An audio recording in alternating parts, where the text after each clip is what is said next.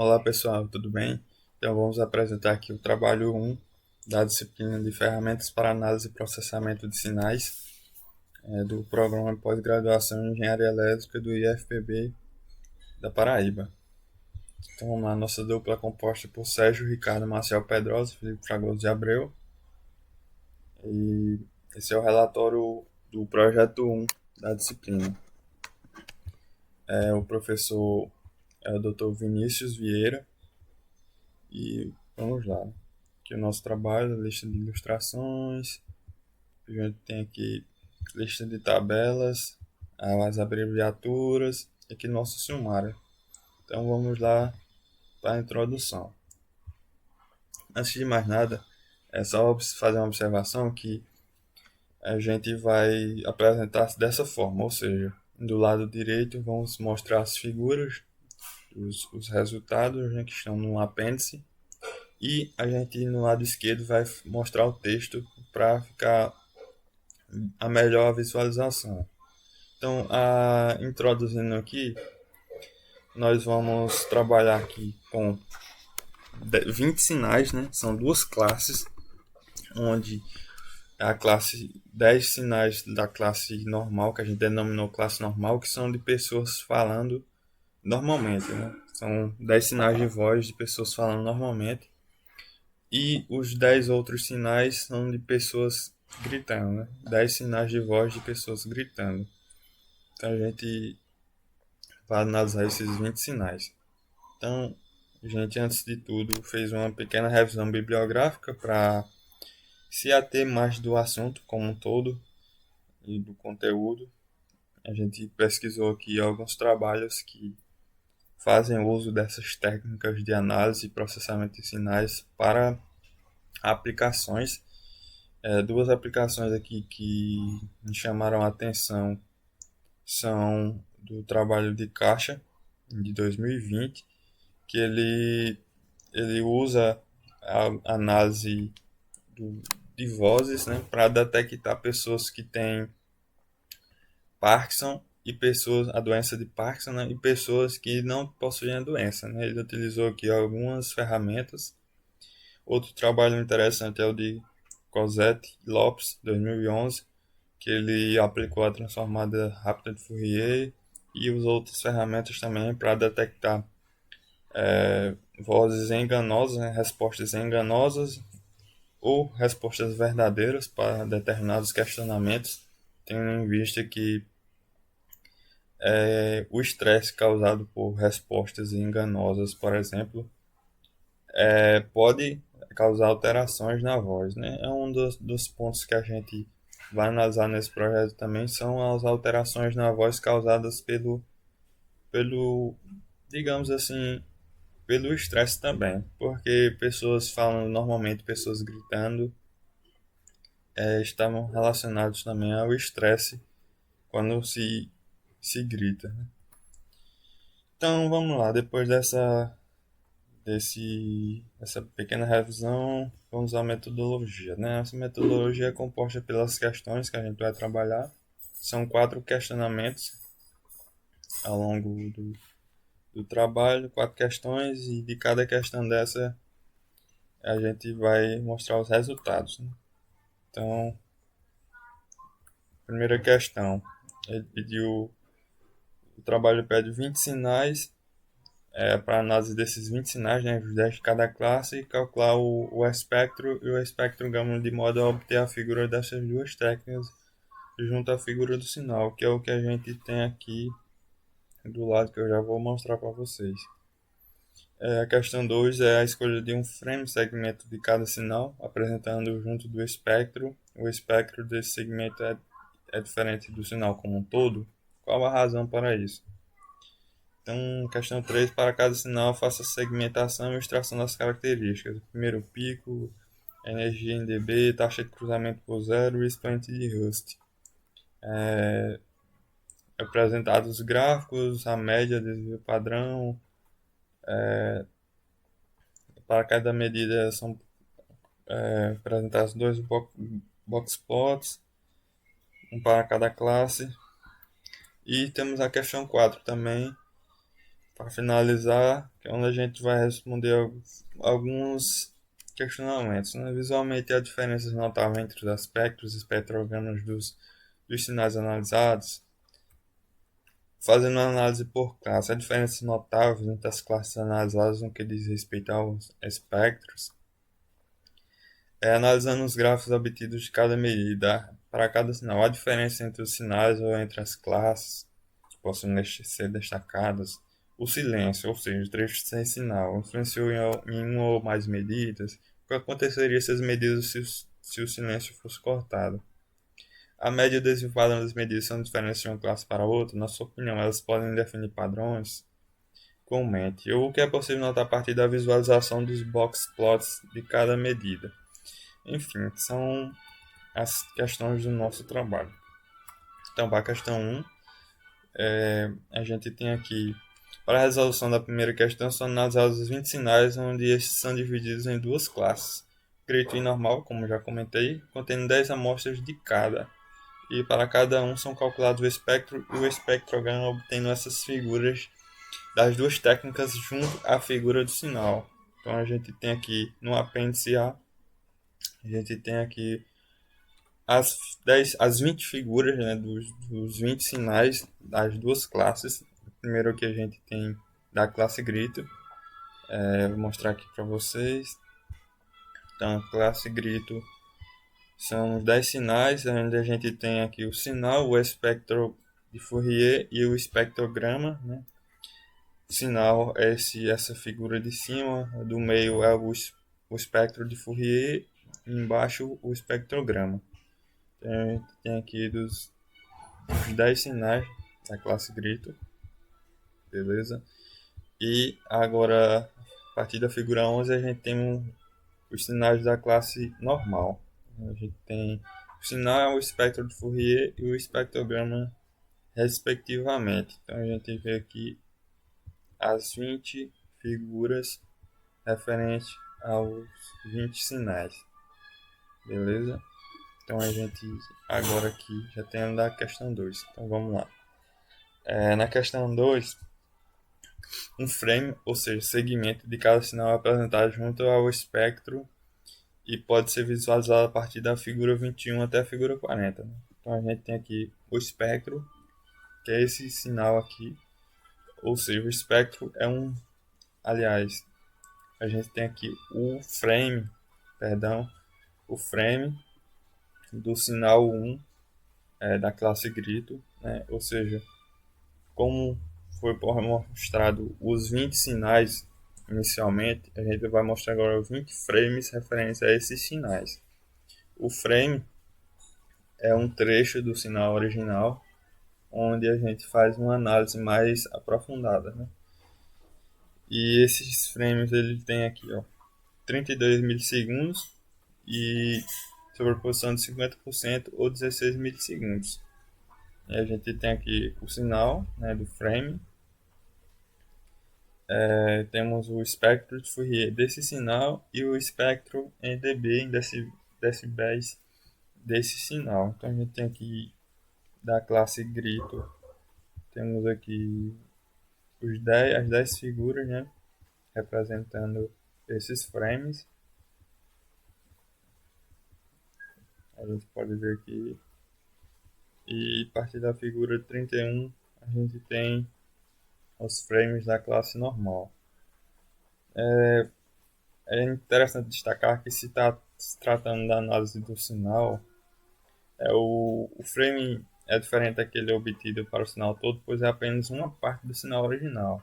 Além do mais, para se obter a segmentação, é necessária a multiplicação do sinal original por uma janela W de n, né? Que é justamente essa janela aqui. Essa janela em geral é uma função que diminui rapidamente quando se aproxima de duas extremidades, né? Ou seja, nessas duas extremidades aqui. A gente pode notar aqui que o sinal sempre é assim, né? Ele é mais sinuoso aqui no centro, né? E quando vai chegando nas pontas, ele é atenuado. Ele sempre diminui rapidamente devido à janela, né? quando se aproxima de suas extremidades e é igual a zero fora da janela. Ou seja, o segmento fora do segmento definido, né? Fora da janela ele é igual a zero. A gente tem aqui no texto falando que a análise mais completa, né, desses segmentos. Mas no caso específico desse trabalho, a gente está usando a janela de Hamming para análise. Então a gente vem aqui, temos o restante das figuras, né, até a figura 40. Outra observação interessante a ser feita é que, devido a alguns trechos com silêncio, ou seja, sem o sinal, onde o sinal é muito baixo ou próximo de zero, a gente não conseguiu obter o frame devido à falta desse sinal, né? Ou à baixa quantidade desse sinal. Logo foi necessário deslocar o frame ao longo do tempo em busca do sinal mais visível, né? Um sinal que fosse coletável.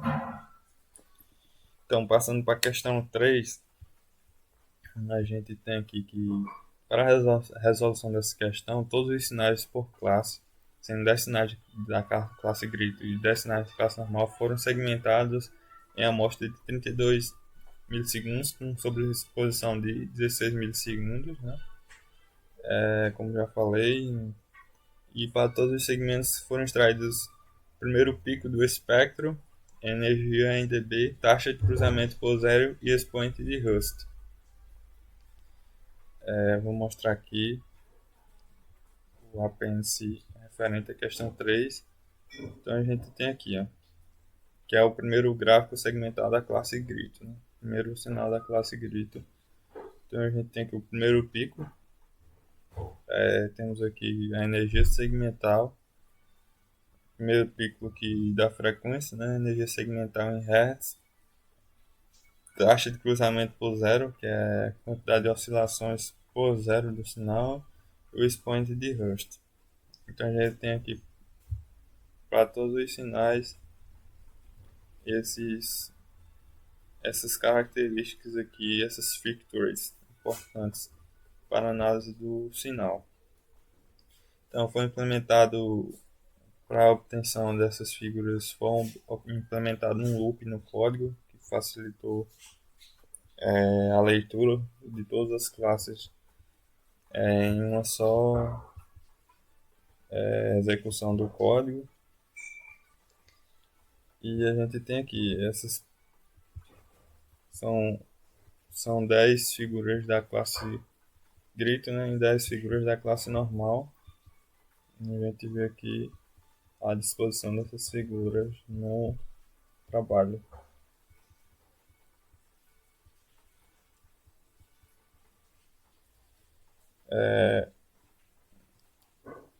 Vale ressaltar que aqui a gente tem aqui no texto algumas importantes características, né? Então, a gente vê aqui que a média dessas factories extraídas da classe grito, onde o primeiro pico é por volta de 107 Hz, 107,6 Hz, né? A média. A energia segmental em decibéis em 0,47, taxa de cruzamento por 0,25, a expoente de Rust 0,1245. A gente tem aqui esses dados, né, os dados também do desvio padrão, do primeiro pico, energia segmental, taxa de cruzamento por zero, expoente de Rust. Temos aqui também da outra classe, né, as mesmas medidas no desvio padrão e a média.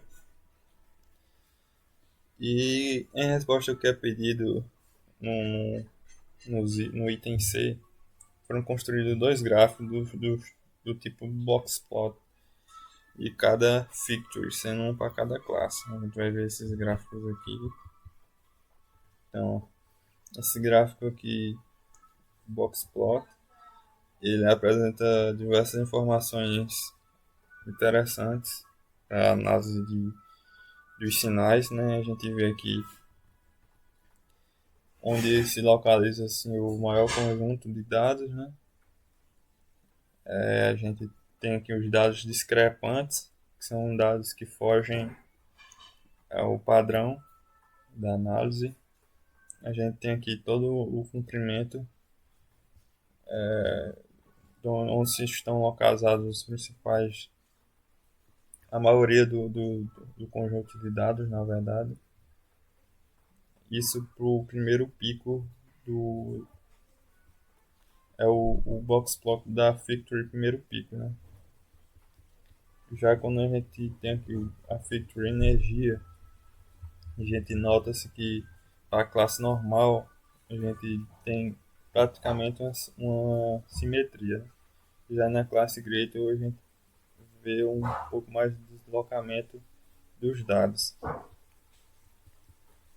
A taxa de cruzamento por zero da classe normal, a gente vê que há bastante dados discrepantes. Já na classe grito, a gente vê que é quase uma simetria.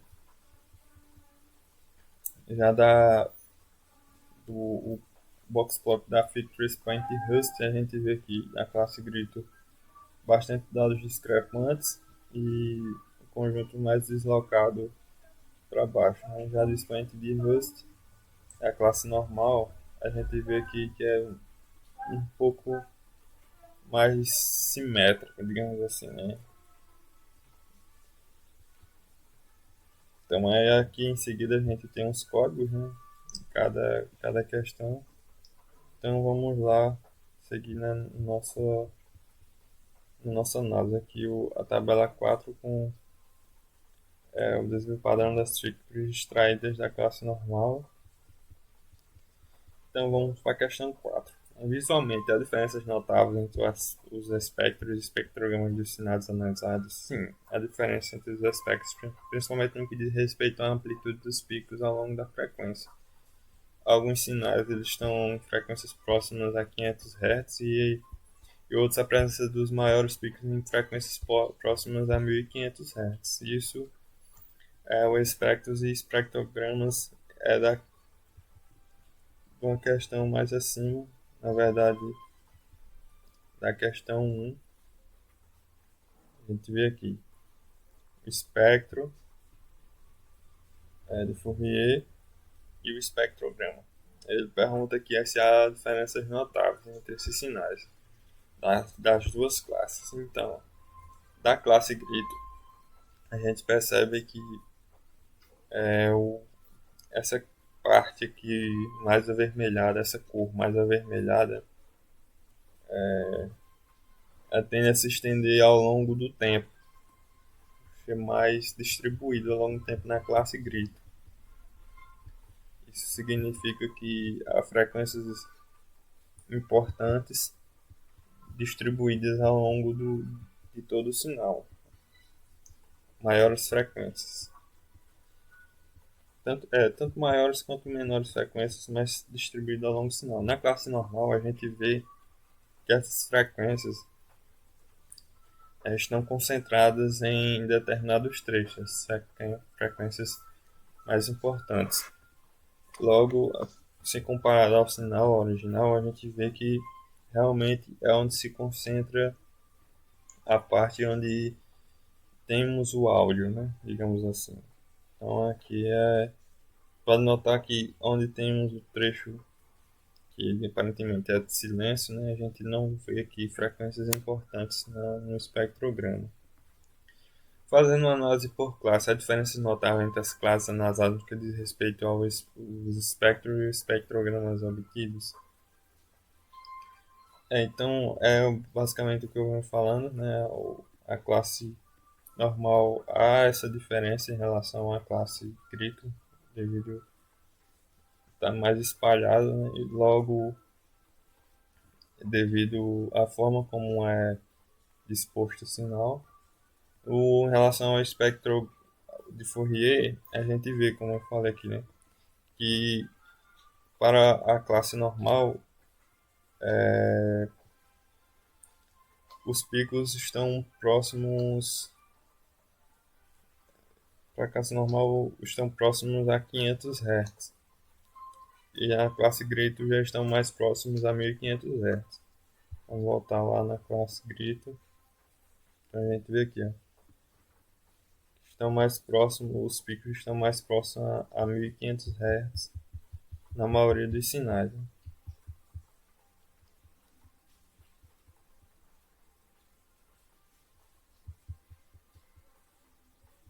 A gente vê aqui que devido o sinal ao longo das frequências ser mais, digamos assim, composto, então a gente vê em diferentes frequências os picos dos sinais. Um, uma diferença em relação à classe normal, onde a gente vê, aliás, da classe normal para a classe grito, né? E na classe normal a gente vê que é uma junção desses picos, principalmente por volta dos 500 Hz, né? Nas frequências próximas. Então, passando aqui para a próxima análise, analisando os gráficos obtidos de cada medida de cada sinal, a diferença entre os sinais e entre as classes que possam ser destacadas.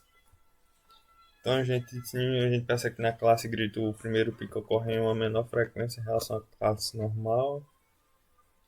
E a classe normal apresenta uma variação entre valores da média e desvio padrão em relação à classe grito. O trecho sem sinal, né, o trecho de silêncio, influenciou em uma ou mais medidas. O que aconteceria se com as medidas se o silêncio fosse cortado? O trecho sem sinal influenciou sim, pois algumas medidas, como algumas médias, né, e amplitudes, as médias no geral, são reduzidas quando se tem trechos sem sinal, né, com silêncio. Se fossem retirados esse silêncio, algumas medidas apresentariam maior valor, que no caso são as médias no geral. Né? Então, valores máximos e mínimos são afetados, a amplitude, a energia, a média desses valores no geral. A média e o desvio padrão das medidas são diferentes de uma classe para outra? Na sua opinião, elas podem definir padrões? Comenta. Sim, elas podem definir, elas são diferentes de uma classe para outra, apresentam valores diferentes.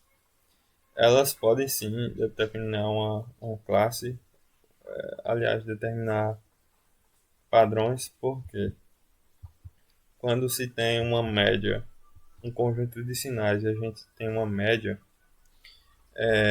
basicamente a gente vai poder dizer que se um sinal estiver fora daquela média, ele pode não servir para aquela aplicação, ou seja, a gente tem uma média de sinais, uma média de valores de sinais, em que para se praticar alguma aplicação, aquela média tem que ser atendida, ou maior ou menor igual àquela média. Então, se caso um sinal fugir dessa média, ele não vai servir para aplicação. Ou, em outros casos também, pode acontecer que se o sinal fugir daquela média, a presença de alguma anomalia na qualidade do sinal ou no equipamento que está sendo utilizado para a coleta, entre outras, é, entre outros padrões que podem ser utilizados. O que é possível notar a partir da visualização dos box plots de cada medida? É importante visualizar que a medida do primeiro pico em ambas as classes estão concentradas em faixas muito baixas de frequência. Perdão, deixa eu exibir aqui para vocês. Se tratando do box plot.